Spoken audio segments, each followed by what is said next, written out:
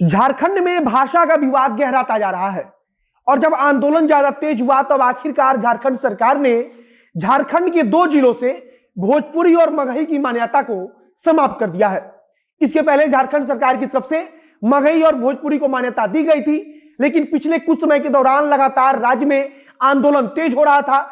महिलाएं भी अब सड़क पर उतरकर प्रदर्शन कर रही थी और इसके अलावा जो लोग भी भोजपुरी तथा मगही भाषा का झारखंड में समर्थन कर रहे थे, उन नेताओं पर हमला होने की भी जानकारी सामने आ रही थी। इसके बाद से अब आखिरकार सरकार ने अपने फैसले को वापस ले लिया है और भोजपुरी तथा मगही को दो जिलों से उनकी मान्यता को समाप्त कर दिया है। लेकिन अगर जो नई लिस्ट जारी की गई है, अगर आप उस पर गौर करेंगे तो उर्दू एकमात्र ऐसी भाषा है जिसको हर जिले में मान्यता मिली हुई है। मतलब कि उर्दू भाषा पूरे झारखंड के हर जिले में बोली जाती है, हर जिले में समझी जाती है, यह सरकार का मानना है और उसे हर जिले में मान्यता दी गई है। अब नमस्कार, मेरा नाम है मोहित कुमार सिंह और आप जनता जंक्शन देख रहे हैं। भोजपुरी तथा मगही को लेकर विवाद झारखंड में कैसे शुरू हुआ, अगर इसको असल तौर पर कहा जाए तो इसके लिए दोषी वहां के मुख्यमंत्री हेमंत सोरेन खुद है। हमको याद है कि हेमंत सोरेन ने खुद एक इंटरव्यू के दौरान कहा था कि भोजपुरी और मगही बोलने वाले लोग डोमिनेटिंग नेचर के होते हैं। मतलब कि वे लोग जहां जाते हैं वे दूसरे को दबाने की कोशिश करते हैं और वे चाहते हैं कि केवल हमारा ही अधिकार रहे। आगे उन्होंने कहा था कि भोजपुरी और मगही भाषा में गाली देकर जब झारखंड की मुक्ति के लिए, झारखंड को अलग राज्य बनाने के लिए आंदोलन चल रहा था, तब हमारी महिलाओं के साथ गलत व्यवहार किया जाता था, दुष्कर्म किया जाता था। उन्होंने इस बात को कहा और इसके बाद से भोजपुरी और मगही को लेकर के झारखंड में एक नए सिरे से आंदोलन शुरू हो गया। भोजपुरी और मगही को लेकर अंदरूनी तौर पर या छुटपुट कुछ घटनाएं भले ही होती थी, लेकिन इतना बड़ा आंदोलन कभी नहीं होता था। लेकिन झारखंड के मुख्यमंत्री हेमंत सोरेन ने इस बात को बोला कि भोजपुरी और मगही बोलने वाले लोग अपना अधिकार जमाते हैं और इसी भाषा में गाली देकर हमारी महिलाओं को प्रताड़ित किया जाता था, अपमानित किया जाता था, उनका शोषण किया जाता था। और इसके बाद से भाषा का विवाद झारखंड में और अधिक गहराता चला गया। बताया जा रहा है कि बोकारो जिले से भोजपुरी और मगही की मान्यता को समाप्त कर दिया गया है और एक दो जिले झारखंड के ऐसे थे जहां भोजपुरी और मगही के विरोध में सबसे ज्यादा प्रदर्शन किया जा रहा था, आंदोलन चल रहा था और कहा जा रहा था कि झारखंड की जो लोकल भाषा है, जो जनजातियों की भाषा है, उन भाषाओं को संरक्षण देने के लिए भोजपुरी और मगही की मान्यता को खत्म करना बहुत ही जरूरी है। अब सरकार की तरफ से नया अधिसूचना जारी कर दी गई है। इसमें जिलावार बताया गया है कि किस जिले में किस भाषा को मान्यता दी गई है और उसमें से दो ऐसे जिले हैं जहां से भोजपुरी और मगही को पहले मान्यता दी गई थी, लेकिन अब उन जिलों से भोजपुरी और मगही की मान्यता को समाप्त कर दिया गया है।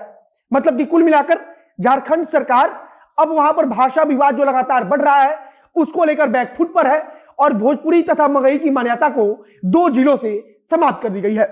अब अगर हम यहां बात करें कि कौन सी पार्टी किसके पक्ष में है, तो कांग्रेस पार्टी के मंत्री और कांग्रेस पार्टी के विधायक खुले तौर पर झारखंड में भोजपुरी तथा मगही भाषा का विरोध कर रहे हैं। कांग्रेस पार्टी का कोई भी बड़ा नेता इस मुद्दे पर अपना मुंह नहीं खोल रहा है, तो वहीं भारतीय जनता पार्टी के तमाम नेता भोजपुरी और मगही के समर्थन में है और उनका कहना है कि भोजपुरी तथा मगही भी भाषा है जो झारखंड में बोली जाती है, झारखंड में समझी जाती है, तो उस आधार पर झारखंड में भोजपुरी तथा मगही को भी मान्यता मिलनी चाहिए। लेकिन कांग्रेस पार्टी के नेता खुले तौर पर भोजपुरी और मगही को लेकर विरोध कर रहे हैं, तो दूसरी तरफ राष्ट्रीय जनता दल के नेता तो पिछले कुछ दिनों तक चुप थे, लेकिन राजद सुप्रीमो लालू प्रसाद यादव जैसे ही रांची पहुंचे तो उन्होंने वहां जाकर भोजपुरी को लेकर अपना स्टैंड क्लियर कर दिया और उन्होंने कहा कि हम झारखंड के मुख्यमंत्री हेमंत सोरेन से भी भोजपुरी के मुद्दे पर बातचीत करेंगे और उनको बताएंगे, उनको समझाएंगे।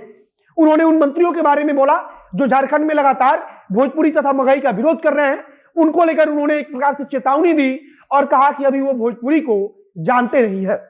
मतलब कि कुल मिलाकर राष्ट्रीय जनता दल का भी जो है स्टैंड क्लियर है कि वो भोजपुरी और मगही के साथ है, तो भारतीय जनता पार्टी भी झारखंड में भोजपुरी तथा मगही का समर्थन कर रही है, उनके साथ है।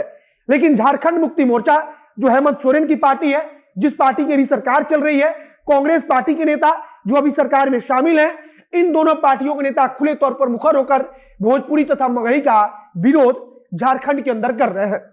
और हैरानी तब होती है जब यही कांग्रेस पार्टी बिहार में आकर भोजपुरी में उसके नेता भाषण देते हैं और लोगों को अपनी तरफ आकर्षित करने की कोशिश करते हैं।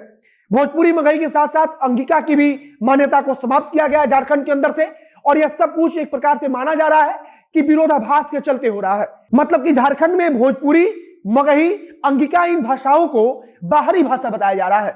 उनका कहना है कि यह बिहार का भाषा है और बिहार से झारखंड ने लड़ाई लड़कर अपनी मुक्ति कराई है। मतलब कि एक नया राज्य बना है, तो इस लिहाज से उस राज्य की भाषाओं को यहां पर मान्यता नहीं दी जानी चाहिए। बाकी भोजपुरी, मगही और अंगिका का विरोध झारखंड में लगातार बढ़ रहा है। कुछ दिनों पहले भारतीय जनता पार्टी के पूर्व प्रदेश अध्यक्ष पर सिर्फ इसलिए हमला कर दिया गया क्योंकि वो वहां पर भोजपुरी तथा मगही के समर्थन में बोल रहे थे। तो अब कुल मिलाकर जो प्रदर्शन था, जो वहां पर जो विरोध चल रहा था, वो अब हिंसा की तरफ अग्रसर था, हिंसा की तरफ बढ़ रहा था। लेकिन सरकार ने अपने फैसले से उतर लिया और सबसे हैरानी की बात है कि मुख्यमंत्री हेमंत सोरेन की तरफ से खुद एक प्रकार से इस विवाद को जन्म दिया गया हाल फिलहाल के दिनों में।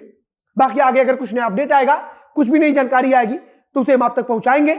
लेकिन फिलहाल की खबर यही है कि उर्दू को हर जिले में मान्यता दी गई है, लेकिन भोजपुरी तथा मगही की मान्यता को 2 जिलों से समाप्त कर दी गई है। बाकी आगे कुछ भी नया अपडेट आएगा तो उसे हम आप तक पहुंचाएंगे। वीडियो यही समाप्त करते हैं। वीडियो को शेयर करते जाइएगा और अगर फेसबुक पर देख रहे हैं तो पेज को भी लाइक कर लीजिए तथा अगर यूट्यूब पर देख रहे हैं तो चैनल को जरूर सब्सक्राइब कीजिए। मिलते हैं फिर बहुत जल्द अगली वीडियो में। कैमरे पीछे खड़े हों प्रकाश और मैं मोहित कुमार सिंह। बहुत बहुत धन्यवाद।